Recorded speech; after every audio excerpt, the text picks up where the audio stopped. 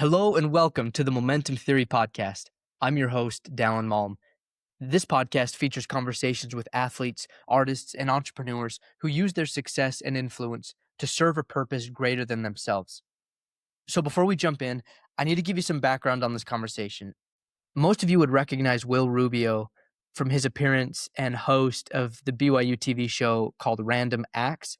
They just finished filming like their 9th season, and it was one of my favorite shows growing up. I'd watch it with my family every Sunday night, and it's basically this show where a small team of people led by Will, they go around doing social pranks and social experiments, but instead of it resulting in a good laugh and maybe somebody being embarrassed, it results in somebody being served, or somebody's their groceries get paid for, or there's an act of love for somebody when it seems like they need it most.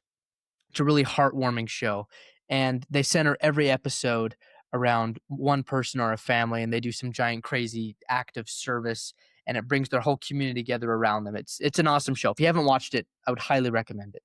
Will's career in front of the camera isn't just limited to the Random Acts show. He's also in various TV shows that have been produced. He's the host of live events. He recently just went on a tour with Sean Johnson on the Johnson Files, and that was met with amazing ratings from all who attended, and Will absolutely crushed it. Will Rubio is a genuine and a loving guy. He's incredibly funny. And in this conversation, I was exposed to his profound ability to think deeply about his purpose in life and how he wants to craft his identity. When I showed up for the interview, I had all of my notes planned out and research on his career and things I was excited to get into. And as I was setting up, there was just our conversation while I was setting up just went in a different direction. And, I felt this is where we need to go with this conversation. And it was absolutely not what I expected to talk about with him. In this show, you're familiar with hearing conversations with world-class artists, entrepreneurs, athletes, and we delve into their craft and their story. And while I do consider Will one of the best at what he does, what I really like about this episode is he is so open and he is so vulnerable. And you'll see that even he, one of the best, has so many questions about life. And he has this strong desire to be grounded in who he really is and to discover what that is. So I've chosen to title this episode In Pursuit, because that's where I think Will was in our conversation. He's in pursuit of something greater than what he has now. And this is a great example of building momentum in one's life. It's the ability to question with boldness and to ask questions with the intent of making a meaningful change in one's life. Will and I have an interesting conversation, and we share some counsel back and forth. And towards the end of our conversation, we'll talk about life in Hollywood and what's that's been like for him. But I hope that at the end of all of this, you realize that it is a good thing to ask questions, to question the things that one once believed only leads to more clarity and more truth. And I think if you're questioning with boldness, it'll only lead to one of two things. You'll either move on from something that was unproductive and untrue, or you will come back and rediscover a new depth and something more profound about what you always knew to be true. And I think Will is in the middle of that process right now. I invite you to listen with an open mind, and I invite you to consider the questions in your life, the things that you want to know so deeply, and the things that might be wise for you to challenge and to question with boldness. Please enjoy my conversation with Will Rubio. Great moments are born from great opportunity. You ask, what is our aim? Victory. Victory, however long and hard the road may be. This will be remembered forever as the greatest day in the history of the Tour de France. You believe in miracles? Yes!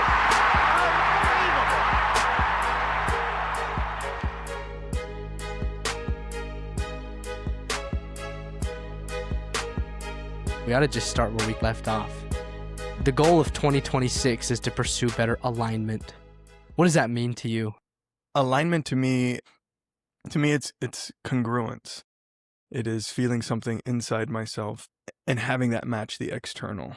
And coupled with that is feeling feeling comfort within myself and my body to express my own thoughts, feelings, and desires.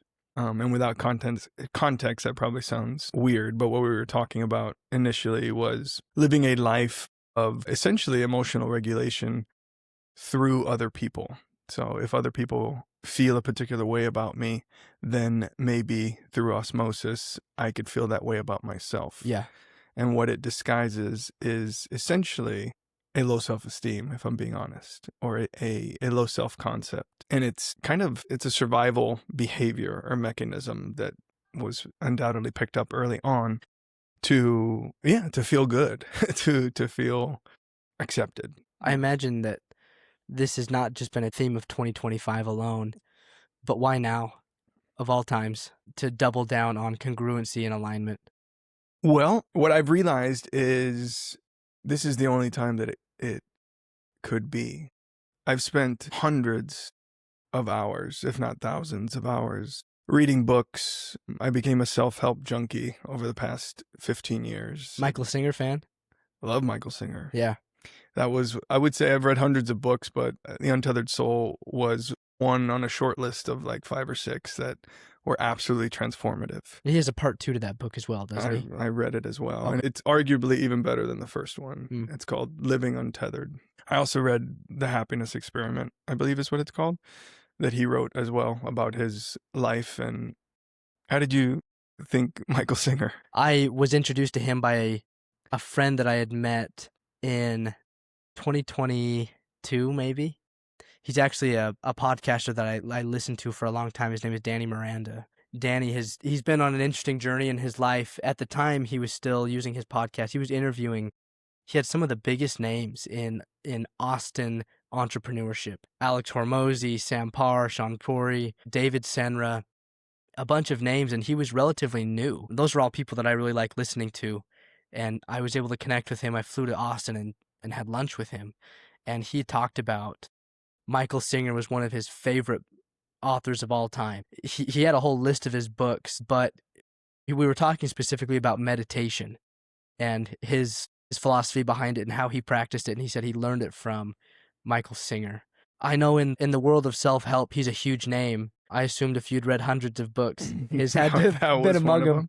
Yeah, absolutely. What's significant about Singer's book is the idea of, it broke down spirituality in a way that I'd never really understood. It just felt like a woo-woo for me a little bit, or rather that's the label that I put on it. I understood there was something to it, but the way he breaks down the subject-object relationship of your thoughts, like the first 30 pages of the book were like, blew my mind just to view thoughts and emotions as separate from myself. Yeah, he has this experiment in the book where he says, like, picture an apple.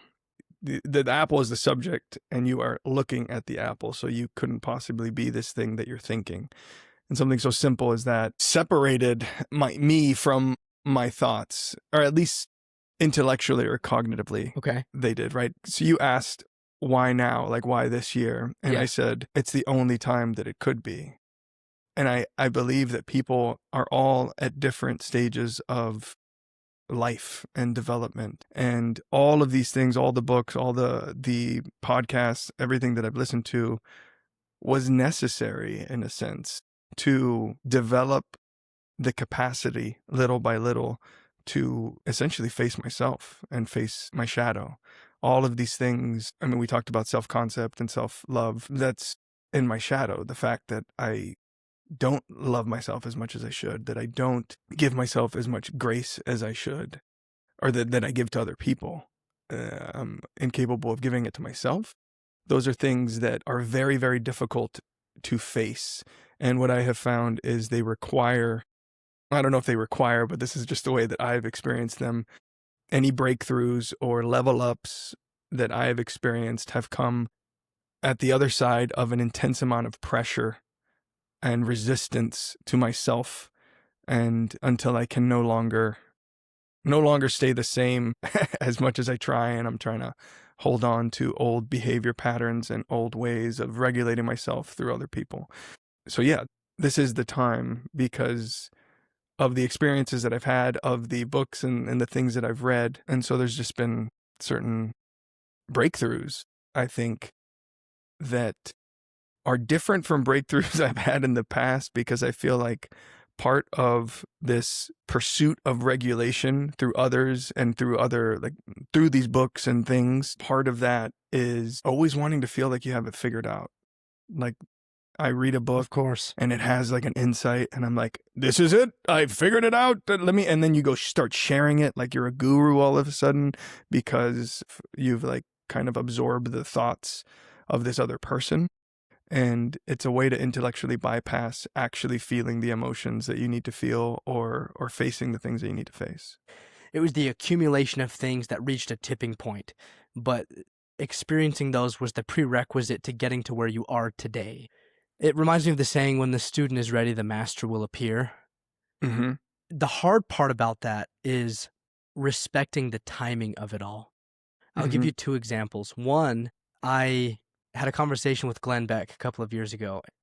He was known in his career. He grew up in kind of a broken home, and his mother committed suicide when he was a teenager, and he was just kind of messed up in a lot of ways, self-admittedly. And he said at the age of 25 or something, he was making $250,000. This is like in the 70s or 80s. Like, it's like unbelievable. And he said, but I was empty. It all went up my nose. And I remember talking to Glenn. We were about to leave, and I turned to him, and I was 28 now. I would have been 24, 25 at the time. I turned to Glenn and I said, Glenn, how do you find your way? I have ambition, and I'm hungry for things. I'm struggling to find my way in. For me, I was thinking more of career path, or what do I lack that's holding me back? And he stopped me and he said, how old are you? I said, 25. He said, I didn't sober up till I was 30. And even then I was still messed up. The point he was getting to is that the timing of it all is hardly relevant to the power that the message will bring to your life. Jeremy Giffon, one of my favorite guys to listen to, he doesn't do podcasts often, but when he does, they are unbelievable. He puts this into a framework, kind of a binary of pre-fall, post-fall. And he says there's a lot of good people on either side, but fall meaning kind of a biblical reference, you could say, where somebody has reached their wits' end and they've been maybe spiritually or maybe physically brought to their knees because of the difficulty of situations in their life. And he says post-fall people tend to be more anti-fragile, more resilient, a little more kind, a little more honest, but you can be successful pre or post-fall. But he says that's a dichotomy in people that I've noticed, and I try to look for. Are they pre-fall or post-fall? And if they're post-fall, he said that to me, they make a really interesting subject of study.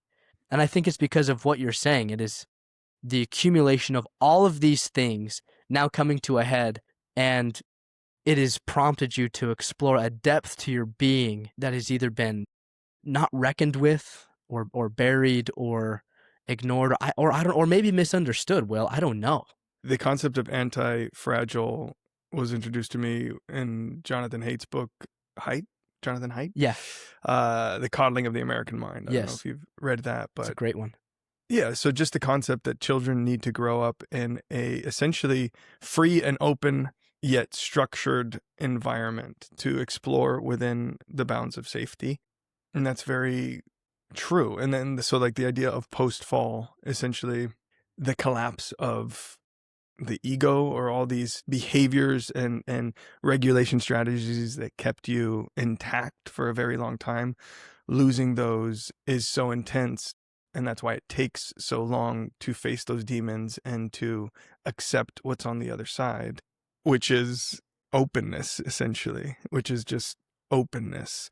And I remember when I first started meditating and learning about that, just absolutely freaking out on like the concept of what's on the other side of the self, like this idea that like, oh, there is no self and it's all a construct. I'm like, well, what does that even mean? These things keep me, at the time I thought kept me grounded and rooted in reality, but really they were keeping me from the reality and keeping me inside of essentially a construct that my mind was just creating. Can you give me an example of that mindset, that thing you learned? What's something you look at differently now to help me understand a little bit more? Something I look at differently in what way? Well, you talked about looking outside yourself and what's the construct of all of this, and is there another side to this? Is there a situation that you found yourself in where you're like, well, before I would have looked at it this way, but now I actually think it's more that way? Yeah, I mean, I'm pretty raw right now. There's been some fairly recent experiences that feel like the culmination of a lifetime, like the culmination of all this work that I've been doing, and it doesn't feel like an end point. In fact, it feels kind of like a beginning, like It's a beautiful thing. it is, and it's hard to accept that because there is a sadness and a grieving process that comes with, I guess, the fall, as you describe it, the death of the old self or the self generally. In August, I went to a retreat. I followed a YouTuber called Heidi Priebe for a long time, and she speaks very specifically about attachment theory, which I got very much into in my efforts to like figure out my psyche and my brain and honestly my relationships. Can you define attachment theory? Our attachment system comes online at a very early age, and depending on our relationship with our primary caregivers, we lean towards one form of attachment or another. And then there is secure attachment, which like 50% of the population are secure. That means essentially your needs were attended to something like 30 or 40% of the time. It's not a huge number necessarily, but you learned that when you need to attach, it's going to be there, and there isn't this like inherent fear of attaching or developing intimacy with somebody else. Not to say that that doesn't happen, but generally you're able to get back to secure pretty quickly. And Sure. then there's anxious, which is Heidi has a great way of phrasing this. Like a secure person is like, I'm okay and you're okay.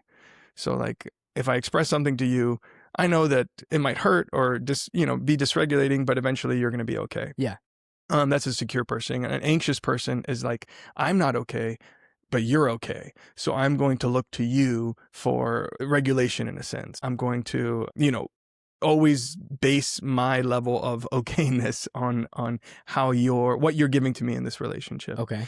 And then there is avoidant, which is I'm okay, but you're not okay. So it's dysregulating to them. Being close was never safe as a child, so now they aren't going to engage in anything that requires too much vulnerability or closeness out of them because it's just not safe. And so their status quo or their default way of behaving is avoidant.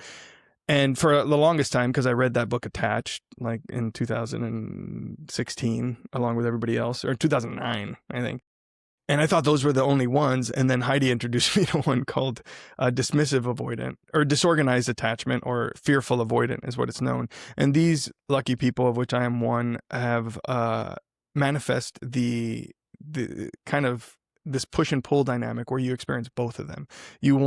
You crave intimacy desperately, but then as soon as it comes, there is an avoidant push against it. So there's this pull and push dynamic. Interesting. That constantly exists within your mind and your soul. Yeah, so that's a long-winded basic explanation of attachment theory.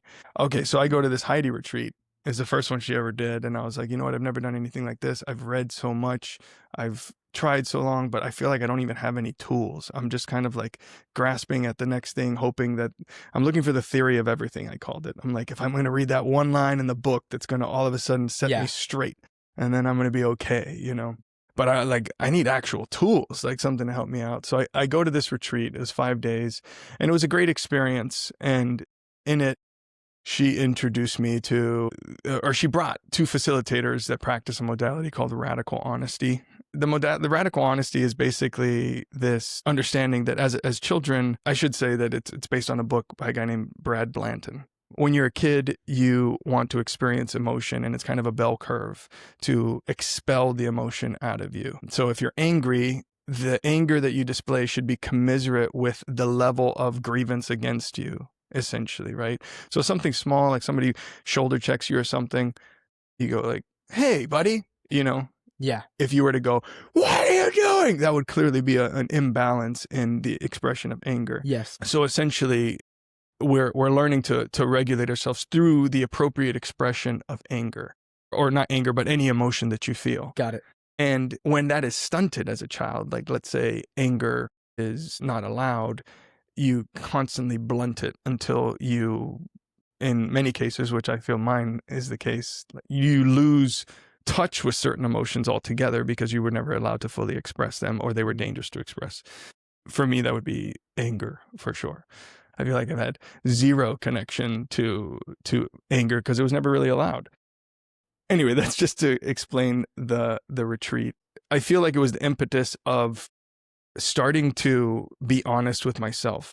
And a lot of the modality and a lot of this work is rooted in going back to your body and reconnecting somatically with the things that you're actually legitimately feeling. We are so disconnected, and we spend, I should just say I was so disconnected and spent so much time in my head. And I'm a pretty smart guy, so I'm like, I'm going to figure this out. I'm going to figure this out. And it just led to, a continued disconnection from my body. And so the things I learned at this retreat were to continually, little by little, reconnect with what you're feeling. Even if it's just to say, I feel my feet on the ground and my butt on the chair. That is because they'd ask, what are you feeling? And I'm like, I don't know. You start making stuff up, and they're like, no, be basic with it. Literally, what are you feeling? Yeah. And I was like, oh, this is about grounding myself in actual reality.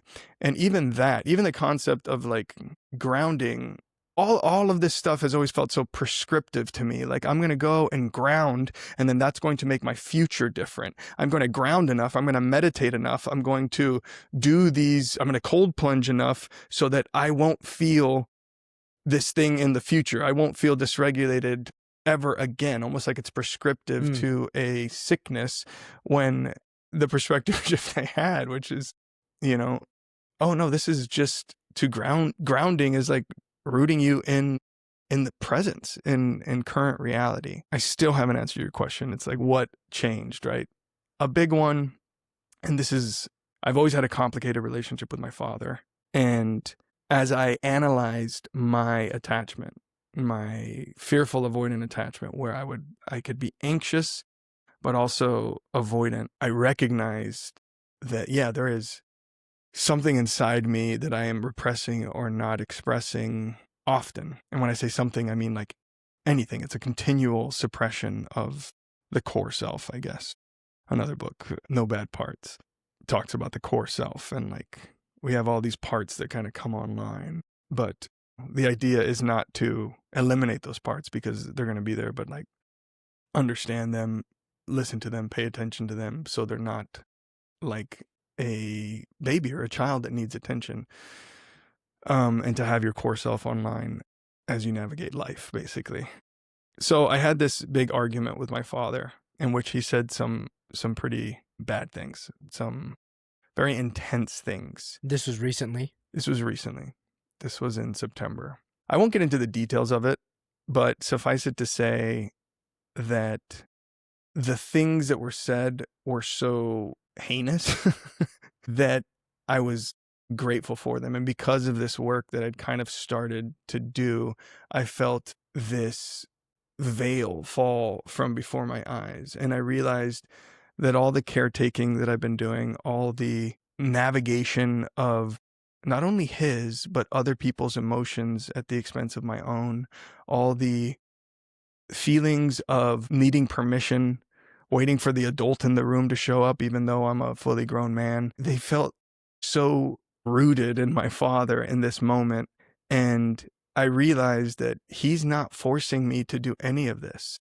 And nobody's forcing me to do any of this. I am consistently and constantly giving my power away. I'm constantly doing it to myself.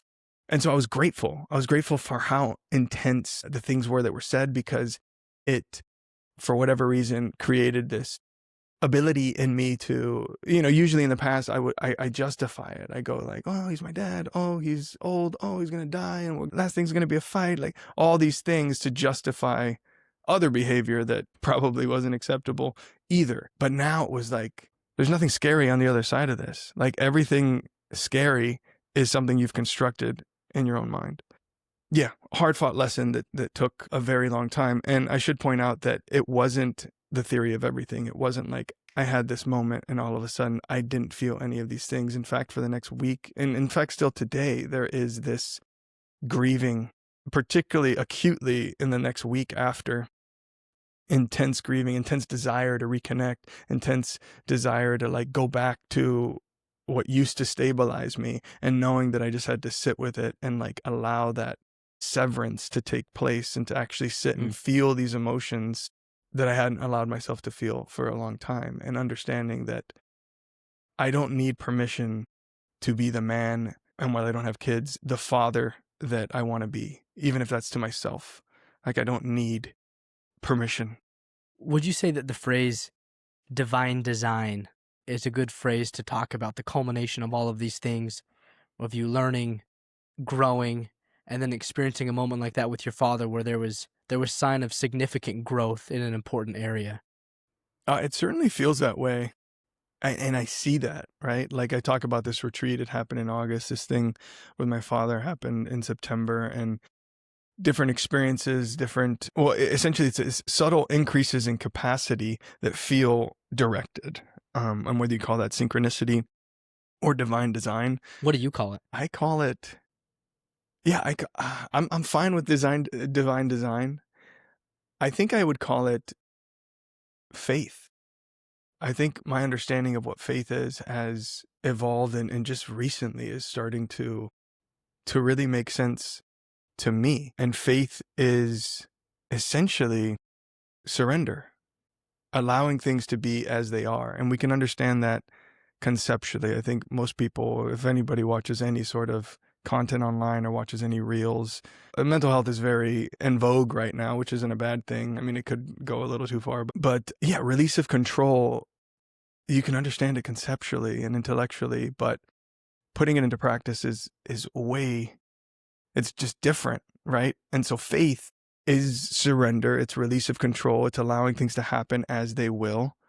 And yeah, I would qualify it as faith. How does that differ from what you used to believe about faith? Or maybe a better way to put it would be, if you could go back and you're talking to Will Rubio in his early days in college, your first real experience out of the home, living an independent life now, what would you share about faith that would change his perspective, or enhance his perspective, I should say?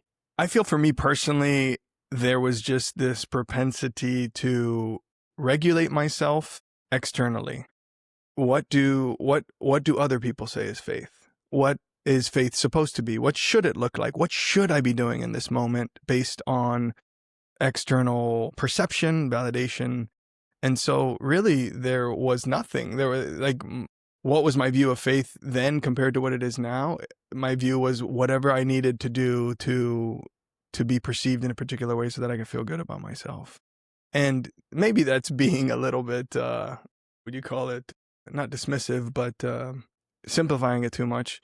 I'm sure I had. Was that pressure that came from recently returning from a mission and then, of course, going to BYU? Like, was it influenced by pressures that may have been a natural byproduct of being in that kind of a world? Absolutely. I mean, the church was paradoxical for me growing up because it provided any sort of stability that I had growing up was probably rooted in the church, but it was also fertile ground for external validation. This is how you're supposed to be. This is the checklist you're supposed to live by to be good, for God to love you. I'm not saying that's everybody's experience, but that's, I think, how I internalized it. And at the time, these survival behaviors, you don't take them on because they don't work. At the time, they work for you very well, and they do help you feel regulated and accepted and like you're doing the right thing. And then at a certain point, they stop working or they don't work as well. And you feel disconnected from yourself because they're not serving the same purpose that they used to. And so, yeah, like growing up or going to college and living in Provo, I went to BYU, and I was telling my mom this the other day. I'm like, I don't think there was ever a time in my life where I allowed for any ambiguity, right? Like any action or behavior, I knew whether I was supposed to be doing it or not.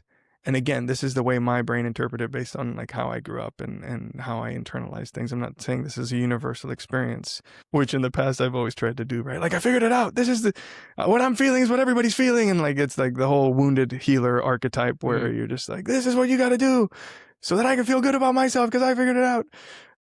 I did a reel on this on my Instagram about having this fear of being Ed Norton at the end of The Italian Job. Have you ever seen The Italian Job? Yes, and I've seen this reel. Have you? Yeah. This is like a core fear that I have that I've like I said, has been running around in my mind for months or years, I should say. And at the end of The Italian Job, Ed Norton basically stole everybody's dream, right? So he stole all the money from all his partners. And then when they bust him, they realized that what he spent the money on was what everybody else said they wanted to spend the money on. And I think my psyche picked up on that part of the movie, and it's always stayed with me because I'm like, I think somewhere inside me, I'm like, oh, that's what you're doing. That is what you're doing. It's basically like, I think you can live a life where a life of shoulds, and you get validation to a certain extent. And when you stop living that life, when you stop living the life of what you should do, and you suddenly start going like, oh, I realized what I was doing. You realize also that you don't know exactly who you are, what you want, because you've farmed it out for so long. And so, you know, in my experience in talking to friends and other people and seeing things online, there's a lot of people that face this dilemma, I guess, at a certain age in life where they want to stop being caretakers or people pleasers or those things, but you don't know what's on the other side of it.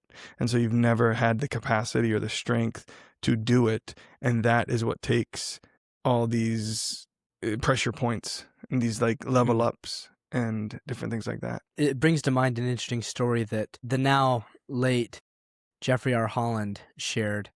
It was a story that he shared in his famous talk, Remember Lot's Wife. He talks about a homegrown kid who grew up. He was a little awkward, a little bit slower than the rest, and he was kind of the butt end of every joke. And as he grew up, that was the label that was placed upon him, and he kind of accepted it, and that's just who he was.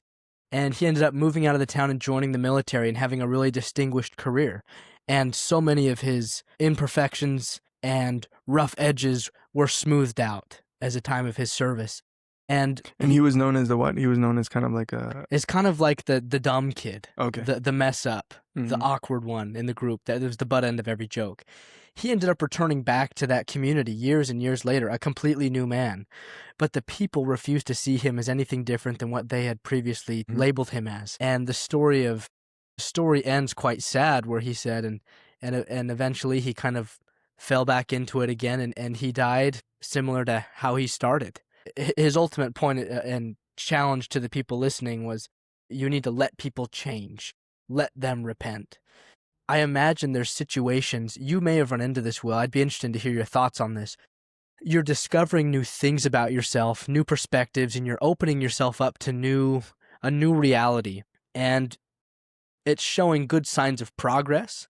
However, what do you do when you go back to people who knew you previously in life, or people who have a certain expectation of you? Because, Will, your public persona, it's obvious to anybody that you're a happy guy. Oh, he's hilarious. He loves to love people. And there's a lot of good things, but there may be pressure because you're like, regardless of however good or bad they are, they were given to you by other people.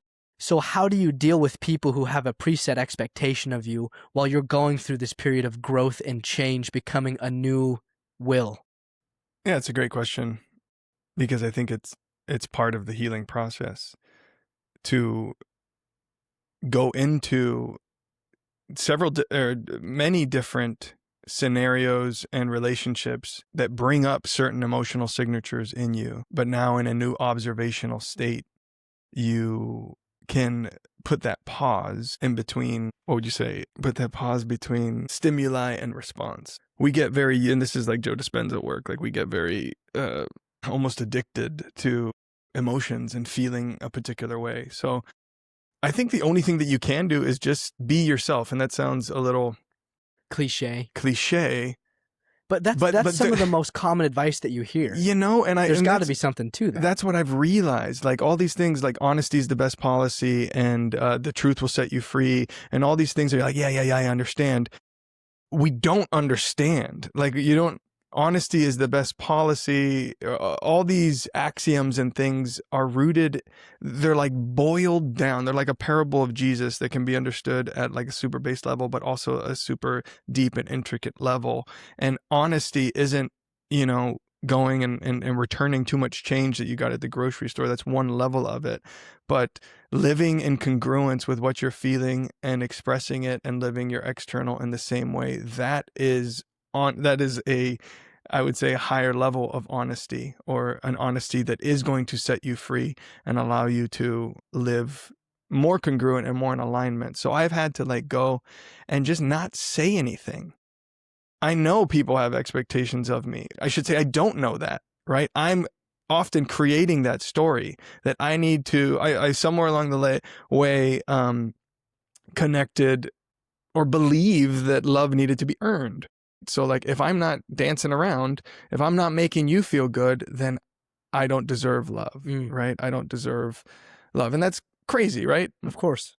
And so so in order to get over this, you have to like basically train yourself that that's not true, that the wiring that you have been using to feel that love is erroneous. So I can go and see an old friend and be like, hey, you know what? I'm feeling down right now. And so that's how I'm going to act. Or I'm not feeling super social, so I'm not going to be super social. And so that's living without, you know, not self-abandoning. You do that consistently and you start to train yourself that you don't need that, you know, your worth is disconnected from what you can bring to the table. It's grace. Like we talked about the idea of like, I drew this conclusion the other month or year and it made a lot of sense to me at the time. I was officiating my sister's wedding like a year or two ago, and this is things that I was thinking about a lot. And I was like, God is surrender. Like the concept of surrender and release of control is God. It's faith. It's saying like, I don't really control any of this. I like to pretend that I do, and my ego takes over. But God, whatever you want, I'm going to like do the best to follow my intuition and my gut, but I'm going to surrender whatever happens to you. And then I was like, that's beautiful. That makes sense. And then grace is the reality that we are going to fall short of that all the time. Like we're going to snap back into ego. We're going to say something dumb, say something that makes us feel bad or whatever it is. And grace is, it's this beautiful principle that like, yeah, you messed up. Cool. You know what you got to do? Forget about it. You're good. You're still good. I still love you. Keep going. Go back to surrender. Breathe, return to the breath. Just continue to come back and understand that you are worthy and that you're a child of God. Such a divine gift. Yeah, it's a divine gift. There's nothing you can do, no intellectual understanding that you can get that will make you feel any more worthy than just accepting that you are. And you know what? When you get to that mindset, you've put yourself in fertile soil to find truth, connect with truth, and have it change you. I was taught this once at a conference. I was introduced to this principle, and I actually trained on it recently on this last company trip. It was the 4 mindsets about possessions, or you could think about it just as a way of life in general. And it's taught through the parable of the Good Samaritan, where the man's traveling to Jericho. He falls upon robbers, and he's passed by robbers who steal from him. He's passed by the priest and the Levite, and then it's the Good Samaritan who comes, takes him to the inn, and takes care of him. He says there's 3 mindsets introduced. The robber, which says what's yours is mine, and I'm going to take it. And we're all born that way. You need to look no further than a child who, if I like it, it's mine. If I want it, it's mine. If it breaks, it's yours. That's just how kids work. You have the priest and the Levite who said, what's mine is mine, and I'm going to keep it. And I think a lot of people fall into that category, and a lot of people think they're in the right. They've worked hard for something and they're not about to lose it, or they're trying to be a good steward over it, but there is a selfishness to that at the end of the day. No matter what the intent was, at the end of the day, they walked past the suffering man in the parable. There's the Good Samaritan who says, "What's mine is yours, and I'm going to give it." At that point, we start to reach a higher level. But that's not enough because, Will, it seems to me that I would guess, and I could be wrong, I would guess that you've had that moment in your life a lot where I will, what I have is yours and I'm going to give it. You've participated in a lot of things that are heartwarming and very loving and charitable, and that is you giving of yourself, even when you felt like you didn't have much to give, perhaps. But the fourth mindset is one that is the pinnacle. That if we can reach this, it not only will change our life, but I think it aligns us to that truth of surrender that you brought to. And it's this: what's mine is not mine, but I will manage it. It's like I want to overnight you a Christmas gift, and I take my box to the UPS store, and I go to bed. I wake up the next morning and call you, "Hey, did you get my gift?" No. And so I call the store and I'm like, "Well, what did you do with my gift?" And the delivery driver's like, "Oh, I took it home. It's awesome. I love it." I said, No. That wasn't for you. The only reason you were able to touch that gift was so that you could give it away. And if you're not going to do that, then I'm going to give the gift to somebody else. It wasn't for you." And the man or woman who believes that what's mine is not mine, but I will manage it, I think in some sense, will they have taken the pressure off? It's just like you said. I'm going to try and follow my instincts and my gut. But at the end of the day, God, I want what you want. Can you give me a practical example of what that might look like in practice? I mean, I know you just gave that delivery metaphor, but like maybe a real world example of how that would be exhibited. I think there's a lot of examples. I'll share with you the first one that comes to mind. I think I have a couple of examples. Here's the very first one that came to my mind was I served a mission as well. I went to West Texas, to Lubbock, and wonderful experience. But before a missionary goes out to full-time service, they go to the missionary training center. I went to Provo. I wasn't cool enough to go to Mexico, I guess. And in Provo, a man spoke to us on a Sunday night devotional. His name was Gerald Casse. He's now a member of the Quorum of the 12 Apostles. At the time, he was the presiding bishop. And most people don't know that Elder Casse is a master pianist, concert level. And he said, I had worked a long and hard career, and my wife and I had bought our dream home in France, and the piece that I wanted most was a grand piano. I don't know if it was a Steinway or what, but he said, I wanted a very expensive and nice grand piano, and that was like the only thing I wanted. And he got it, and he said things just were so good. Shortly after he got it, they got a call from Salt Lake, which would ultimately lead him to him being called as the presiding bishop, requiring him and his wife to move to Utah and live full-time in Salt Lake City. And he said, and I had to leave my piano, I had to leave my home, I had to leave my family. But one thing that made it easy to do was I had already committed all that I have, even my life if necessary, to God. And he said, so in that sense, it was not difficult for me because I had already given it away. Here's another one that John Maxwell, he did at the conference. He said, he teaches this principle, and then he said, I'm really excited. I'm meeting up with so-and-so, some local guy in Denver, and we're going to go to a nice steak dinner. I'm really excited, but would you believe it? I left my wallet in Atlanta. I'm so embarrassed. I'm going to need $100 to cover my dinner tonight because I'm not going to ask my friend to pay for me. And this guy comes running out of the audience with a $100 bill and he gives it to him. And John makes a joke out of it. He's just like, well, I think I found a new way of preaching. He's like, holy cow. And he said, you want to know why it was so easy for that guy to give me this $100 bill? He says, the truth is this. I met him before the conference and I told him, just hold on to this for me. I'm going to ask for it. But just when I ask for it, will you just come give it back? And he said it was easy for him to give because it was never his to begin with. But that will, like I said, we are raised with a robber mentality. And so the child has to learn that. And there's adults who still believe that, unfortunately. Anyways, I won't get into all the situations, but just because they're a robber doesn't make them a bad person. But you look through the progression, and even the example of the Good Samaritan, I think, is still misses the mark in some ways, because there's still a piece of us involved that we need to let go of. Yeah, that's an interesting thing to think about. I mean, when you told me the structure of the podcast and like what it's about and stuff, there was a part of me that's like, oh my gosh, I feel like I have no momentum, or I'm not working towards anything that I, in all my shoulds that I've stacked upon myself, feel like Yeah. worthy of what you described. And then when I went to the bathroom right before this, I was thinking, this type of work is more difficult than anything I've ever done. So it does feel like, when I think, I feel like a child. I feel like starting over in some ways and connecting with myself in a way that I never allowed myself to do before, which is not the path of least resistance. It is difficult.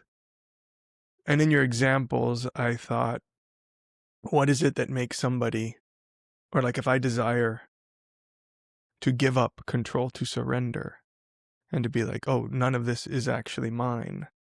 What is it? I mean, it kind of makes you feel good to like hear, oh yeah, that's what I need to be about. But like, what is it that can actually foster that within somebody? And I don't exactly know the answer, because like I say, I feel like a child in some respects, but I think it's perhaps acknowledging the divinity that is in all of us. And so if I can sit here and feel, it always feels like it's borderline blaspheming, right? Because it's like, no, I am God to an extent, and like Christ said, the kingdom of God is within you. It's paradoxical, right? Because it's like giving outside of myself is what I'm supposed to do, and it's going to make me feel good, and people are going to view me as good. But like, when you learn to, I mean, listen to the still small voice, listen to God, listen to, really examine the nuances of what's coming through in your body and your mind and your soul, to be able to follow the still small voice or your gut or your intuition, then I would hope that it becomes less of a burden to give from all these things that we've, Of course. constructed are ours, Yeah. like that Well, they belong to us in some to way. give is not the ultimate goal. To give and to have the desire to give, and to embody those attributes that you're talking about, that is the byproduct of the work that needs to be done. When you focus on the right thing, when you focus on the only thing, then the desire to give, the energy that it takes to actually even do that, it's a byproduct, and it's as if the light is turned on, and heat is the natural byproduct of light. And the light itself does not need to focus on the heat. It simply happens as a natural result. It's scientific. You cannot have light without heat. It's impossible. And so we focus on the right thing. And you're right, Will. There is divinity in every man and woman. But you also remember that in some of the greatest commandments that were given, he has said, I am mighty to save. And I don't know, Will, how you can look at these stories of Alma the Younger, of Saul of Tarsus, the described most vile and lost of men, and you can't believe the divine power to change. In fact, something that I've been thinking about recently is I like to overcomplicate things. I like to get into the details and the technical aspects, and I will find myself just lost, and I'll run myself into kind of a maze in my own mind, and then I end up a little confused and frustrated on things. I found that the greatest truths that I've been exposed to have been so simple. One of those simple truths is I am powerless to change my being. So that's surrender. I am powerless. However, there is a being who can change me. And it is only through him. It's the only way. Not only is it a good way, it is the only way. And so it has changed my outlook on things. There's examples of, forgive the repeated scriptural references. There's examples in 2 Nephi 4. You have one of the most awesome dudes on who's ever lived on earth, Nephi, and he's just like, wretched man. How quick do I turn back to sin? And then he talks about transforming himself into a new creature. And there's other examples where you don't have all the nitty-gritty detail, their mental journey or the counsel they received, but you can see a little bit of the before and then what they testify of it after. To me, it leads me to believe that there can be nothing else that can change me. No habits, no routines, no mindset, no diet. It has to be rooted in the truth of the message of Jesus Christ. And if I can do that, if that's the only thing I can attempt, maybe not even accomplish, I can just attempt it. I have a desire in my heart for it, nothing more than a desire. Then I think the momentum theory can take effect.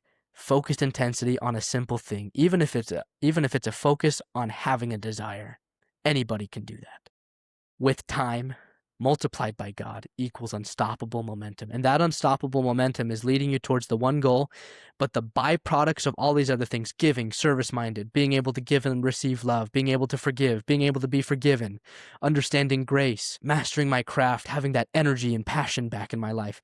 I think that is a byproduct of pursuing the only thing that can change the man into a better creature, to use the biblical language. Does that make sense? Yeah, well, I mean, if I'm to be honest, I think it definitely makes sense to you. Like, I'm trying to figure it out still. A framework that you've like created that seems like it's really anchored you and given you a structure to like build a scaffolding around.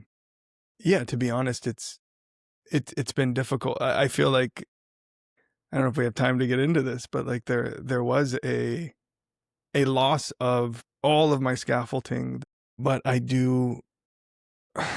guess I want to believe that I can become so attuned with myself that I attune to God and access divinity by witnessing the divinity within myself, because that's what we want. We want to witness. For what it's worth, it is a wonderful thing to have that perspective, to question with boldness and with honesty. Because you're right, I can only speak from my experience and my belief. And my journey has been different than yours. And the things that I feel passionate about and have conviction in my heart about are going to be different than probably anybody else. So for what it's worth, Will, just as a side note, I think that's a beautiful thing. And for the record, I'm not saying that you're wrong. Yeah. I just, like, this whole discussion has been like, oh, I'm going to essentially, that I've lived a life of borrowed light, essentially. Mm-hmm. And so it's pumping the brakes to a stop and going like, I am going to examine everything. I'm going to examine everything and learn to be congruent, learn to pursue things in my soul that genuinely, flicker or Yes. or draw me to them, versus doing it the old way, which is like, oh, Dallin is super into this. I'm going to pretend to be super into this so that Dallin thinks a particular way about me, so that maybe I can convince myself of that because it works for him. So I'm going to do it. And so, yeah, this year is a year of alignment. And that's why I say it's something worthy of the Momentum Theory podcast, because for me personally in my life, alignment is the missing piece of feeling purpose, meaning, and connection to myself and to other people. I think if more people pursued that journey in their life, Will, things would be so much better for so many more people and the world as a whole. What was it, Aristotle that said, an unexamined life is not worth living? Exactly. And Thoreau said, most men live lives of quiet desperation, and I've seen that to be true in a lot of cases, unfortunately. But can there be any greater cause to fight for and to sacrifice for than to discover that truth of oneself. Like that's powerful. That is what I would agree to. Where I agree. You live in a world right now where we're in LA, and this is the mecca of people wanting to get into. There's a lot of hubs for comedy and acting, but LA is just one of the biggest in the world. That's what it's known for. And you're surrounded by people, Will, and I'm sure you've rubbed shoulders with so many who have had really good success in their life, or are trying to figure it out on their own. And you probably can recognize some of the insecurities or fears or issues that they have as you talk to them and get to know them. How do you counsel or consult an aspiring performer, comedian, actor, personality to be true to themselves so that they can produce their best work? Great question. And it, the initial reaction is to tell the classic joke, no, don't do it, do something else. But, but I think, pursuing art is, well, to your point, I've realized within myself, and I see within a lot of the people here, that people pursue art oftentimes because of this void that exists within them and this desire for external validation. That isn't a sob story. That's just the reality. What is it about art that speaks to that? Well, if I can get other people to love me, then I'll love myself. Got it. Right. Got and it. so, but what comes with that is a superpower, often rooted in hypervigilance. I'm going to be very attuned to people's emotions so that I can understand them. And the byproduct of that is a lot of people like you, or you're charismatic, or you're charming, or all these things, right? So there is a superpower that comes along with it. The trick now, I think, for somebody starting out is to disconnect that superpower from the validation, right? So pursue things that interest you, not because you feel like you should do them. Like when you first get to LA, it's like, oh, you have to do this. You have to go to either Groundlings or UCB and spend hundreds of dollars on doing these classes so that you can put it on your resume. Because if you don't put it on your resume, then the casting director is going to be like, oh, this person doesn't know comedy. They haven't been to UCB or Groundlings, which I think is just a rumor started by Groundlings and UCB to create this factory of people going through their schools, right? And like acting teachers are the same. There's this entire industry that's built around the industry. And I think in a lot of ways, it gets people to sacrifice themselves, people who are already used to sacrificing themselves, and it gets them to sacrifice themselves for another kind of abusive parent or caretaker, which is the city of Los Angeles, doesn't really care about you like as a whole. Right? That probably wouldn't surprise anybody listening. Yeah. I think that's the stigma, at least. Sure. And I think there's just a general truth to that. Like, I feel like maybe I sound cynical, but I would say pursue, just again, another cliche, but have fun. Like actually pursue things that interest you and make your own things and try as much to disconnect your art from outcome. Disconnect art from outcome. That would be way easier said than done, but that would be my advice to anybody starting out. Go grab a camera. You have an iPhone now. You can literally make an entire film with your iPhone and do things that light you up, that interest you, that help you to live an experienced life. Don't just wait around and stay here for the holidays because, that's, you feel like you should, because that's when a lot of people go home. And if you're really committed, you'll stay here. You end up just giving your life to a city that offers you no guarantees. So if you can flip that on its head and just make things, I mean, the reality is, Dallin, that the whole industry is in transition, right? Like movie theaters are, who knows what state they're going to be in in the next 10 years. And social media, when I first got here, we were in a state of media convergence, right? Like it was kind of transitioning to social media. But now it is fully. The eyeballs are in the social media camp, right? And so you don't even have to come here, to be honest. You can make things wherever you are. You can garner your own audience. It just takes consistency, passion, and momentum theory, which is project plus momentum plus God equals the square root over 10. I like that. I think we should adopt that now. This conversation is not nearly what I thought it would be. I warned you at the start. And you know what? This is This has been better than I could have imagined. Oh, okay. Will, we're talking about real people, and there is a reality that is so common. There are you talked about many men live their lives in quiet desperation. That is so true. The reason why when Thoreau wrote that, I believe it was in Walden, he had taken a portion of his life and he went out and he kind of lived in the woods. He separated himself for a period of time and he wrote this amazing piece. And he talks about so many things in society that are like, why do we even do that? Why do we worry about this and that? And he said he talks about the social pressure of families to continue on this and the pressure to pursue that and to give your time and your talents and your money and your life to this when it wasn't, when it was killing you. And that's where he says the line that most men live lives of quiet desperation. The only reason that can be still quoted and thought about and debated nowadays is because people still feel that. Yes. So I appreciate a conversation where we can get into those kind of things. A lot of my listeners, they're excited about life, they're ambitious, they're hungry, they want to go and they want to conquer their own part of the world, you know.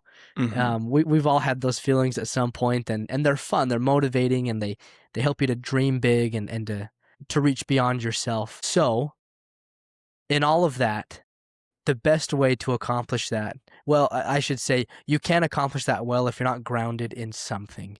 It doesn't have to be perfect, but you have to be grounded in something. What have you found in your whole journey? And maybe it's a jumble, but what do you ground yourself in now, Will? What grounds me? Great question, Dallin. I have, out of necessity, found different things. One is learning, right? Learning, like I said, I've read a lot of books. I watch a lot of podcasts and different things that help with essentially this regulation that I've always been seeking, right? So I meditate. I have a cold plunge upstairs. I do these kind of biohacking things to physiologically get me to a place where I can work on maintaining my mental health. And so grounding myself in routine is a prerequisite for me, because when you don't, then it's just so easy to go off into old patterns and habits of like, what do other people want? What do I need to do to survive, versus building a life, a routine, and a life that doesn't have need of external validation. So yeah. And as far as like spiritual grounding, if I'm honest, like I also feel like a child there as well. But in a sense, that's exciting for me.